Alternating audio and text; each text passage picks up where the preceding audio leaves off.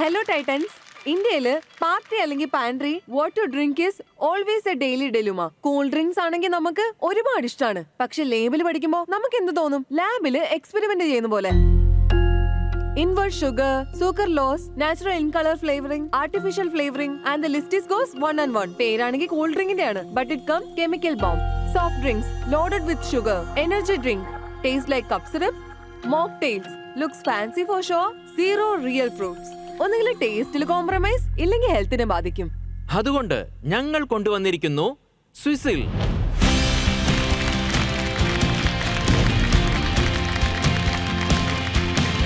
സ്വിസിൽ ഇത് 100% natural ingredients കൊണ്ട് ഉണ്ടാക്കിയതാണ്. No artificial flavouring, no artificial sweetness. ഇന്ത്യയുടെ ഗോ ടു ഡ്രിങ്ക്. ഇതിലുണ്ട് കോക്ടെയിലിന്റെ കൂൾനെസ്, ഒപ്പം സോഡയുടെ ഫ്രഷ്നെസ്സും. രണ്ടിലും ഇത് ടോപ്പ് ക്ലാസ് ആണ്. ഇത് കോൾഡ് ഡ്രിങ്ക് അല്ല, ശരിക്കും കൂൾ ഡ്രിങ്ക് ആണ്. ഇനിയിപ്പോ അത് ഡാൻസ് പ്രോഗ്രാം ആയാലും ശരി, ഡിന്നർ പ്രോഗ്രാം ആയാലും ശരി, അല്ലെങ്കിൽ മീറ്റിംഗ്, അല്ലെങ്കിൽ കോളേജിന്റെ ക്യാൻറ്റീൻ, എല്ലാ ക്രൗഡിലും ഉണ്ടാവും ഫിറ്റ് ഇൻ. ഇനി നിങ്ങൾക്കിത് പാർട്ടിയിൽ മിക്സ് ചെയ്യുകയും ചെയ്യാം. ഹെൽത്തിന് ന്യൂട്രീഷനുമായിരിക്കും. നിങ്ങൾ സ്വീറ്റ് ടൂത്തോ അല്ലെങ്കിൽ കാലറി കൗണ്ടിംഗ് പ്രോവോ, Swizzle is not just for someone. Swizzle is for each and every one of us. So titans, സ്വിസലിനെ ഇന്ത്യയുടെ ഗോ ടു ഡ്രിങ്കായി മാറ്റാൻ ഇന്ന് ഞങ്ങളുടെ ask 50 lakhs for 4.5% of equity. പറയൂ, നിങ്ങൾ സ്വിസലിന്റെ കൂടെ ചിയർ ചെയ്യാൻ ആഗ്രഹിക്കുന്നുണ്ടോ? നിങ്ങളുടെ ഈ സ്വിസിലിന്റെ ജേർണി എങ്ങനെ, എവിടെ വെച്ചാണ് തുടങ്ങിയത്? സോ ഈ ജേർണി തുടങ്ങിയത് കോളേജിന് ശേഷമാ. I move to Bangalore and ഞാൻ സ്വന്തമായിട്ട് ഒരു റെസ്റ്റോറന്റ് സ്റ്റാർട്ട് ചെയ്യാന്ന് വിചാരിച്ചു. I had passion towards mixology culinary. അതിനുശേഷം എന്റെ ബ്രദർ ഒരു പാർട്ടി നടത്തുന്നുണ്ടായിരുന്നു, ഹൗസ് വാമിംഗ് പാർട്ടി. ഞാനാണ് ഫുഡും ബിവറേജസും എല്ലാം റെഡിയാക്കിയത്. എല്ലാവർക്കും ബിവറേജസ് ഇഷ്ടപ്പെട്ടിരുന്നു. പക്ഷേ എല്ലാരും ചോദിച്ചു ഇതെന്താ പാക്കേജിൽ കിട്ടാത്തതെന്ന്. ടീല് നിങ്ങൾ ഉണ്ടാക്കി തന്നു, പക്ഷെ ഞങ്ങൾ എങ്ങനെ ഇത് പുറത്തുനിന്ന് കുടിക്കും? സോ അവിടെ നിന്നാണ് ഞങ്ങൾക്ക് ഒരു ഐഡിയ കിട്ടിയത്. ഞങ്ങൾ എന്തുകൊണ്ട് ഒരു ബിവറേജ് തുടങ്ങിക്കൂടാന്ന്, അതായത് ഷെൽഫിൽ വെക്കാൻ വേണ്ടിയിട്ട്. സ്വിസിൽ ഐഡിയ അങ്ങനെയാണ് തുടങ്ങിയത്.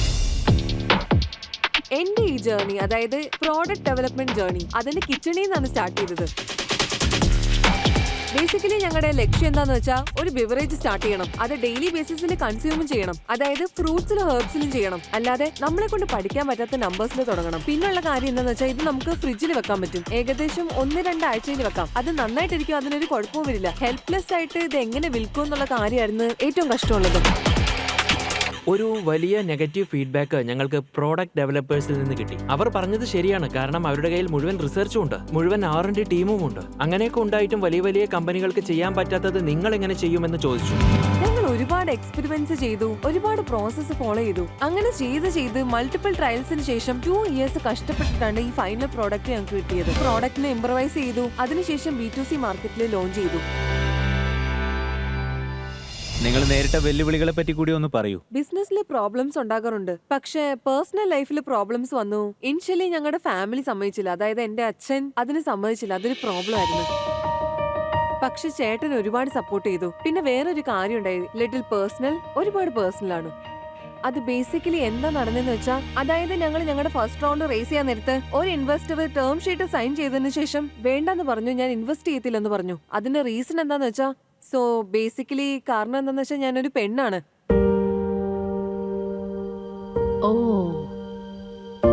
It hurt me a little, but then ഞാൻ ആക്ച്വലി അവർ അങ്ങനെയാണോ പറഞ്ഞത്?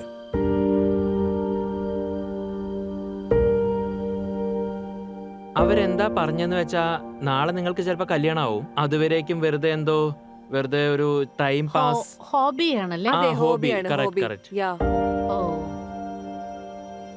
പക്ഷെ ഇന്നീ പരിപാടി കാണുമ്പോൾ നിങ്ങൾ എത്രമാത്രം സീരിയസ് ആണെന്ന് അവർ മനസ്സിലാക്കും. അല്ലല്ല, ഇവർ ബ്രാൻഡ് സിസിൽ ചെയ്തുകൊണ്ടിരിക്കുകയാണ് ഐഡിയ ബാസിന്റെ സ്റ്റേജിൽ. എന്നാ പിന്നെ ആദ്യം ഇത് ടേസ്റ്റ് ചെയ്ത് നോക്കാം.